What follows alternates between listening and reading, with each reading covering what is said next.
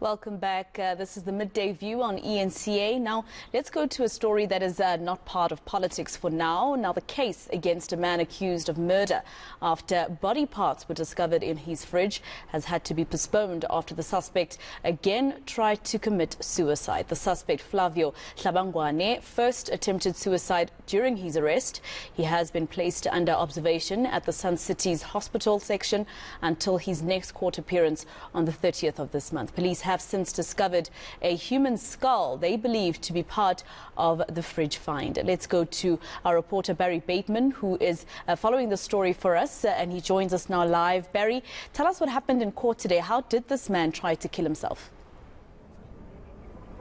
Yeah, good afternoon, Maseko. Firstly, what happened in court, the legal aid attorney got up and addressed the magistrate, saying that Flavio Tlabangwane's application for legal aid had been refused. He simply did not meet the threshold or the requirements to be granted legal aid, and ordinarily these are like financial requirements. For example, he does have the means to appoint a lawyer, so it's on that basis that the request was denied. We were then introduced to his new attorney, and this is where the information emerged today that the accused had allegedly attempted to take his own life this morning before court. We actually started very late, and there were questions amongst journalists, as you'd imagine, as to why we aren't getting on with this matter, as we were expecting just a mere procedure for the matter to be postponed. So we started instead of at 9 a.m. when we expected, about 2 hours after that, and it turns out it related to this attempt by the accused.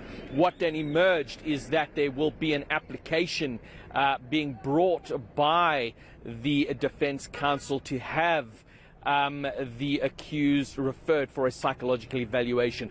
On how the accused tried to take his own life, we don't have those particular details, other than he will be now kept at the Johannesburg police, or Johannesburg prison rather, under observation in the hospital section to ensure that he doesn't make any such further attempt. Tell us a bit more about this application that his lawyer is set to bring. I believe he's going to bring it next week during the next appearance. That's quite right, Maseko, on November 30th. This will be an application in terms of Section 77 of the Criminal Procedure Act. And what this application essentially is, the defense is going to ask the court to have the accused referred for a psychological evaluation. We've seen this before in other matters where it is a question of whether or not an accused person is fit to stand trial, either because of emotional issues or a mental or psychological issue which may deem them unfit to appreciate, that's the word I'm looking for, to appreciate the wrongfulness of their actions. So based on the fact that this accused had attempted to take his own life, and perhaps the nature of it, we didn't exactly get the details of why this application will be brought, other than it will be brought, and this is the reason.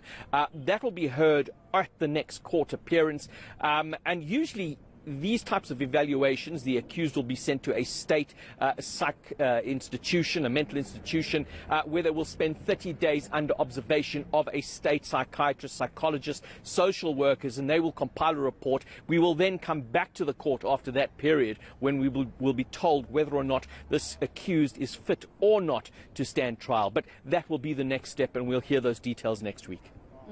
And just very quickly, Barry, we know that this man is accused of killing somebody. We know that he was found with evidence, very crucial evidence in his fridge. But we still don't know who these body parts belong to, right? Yeah, quite right. There are the suspicions, but it's not been formally confirmed. You can imagine, given the nature of this crime, it's not a whole body that was discovered. This was a woman who was murdered, dismembered. We understand that a head or a skull has been discovered at a particular location.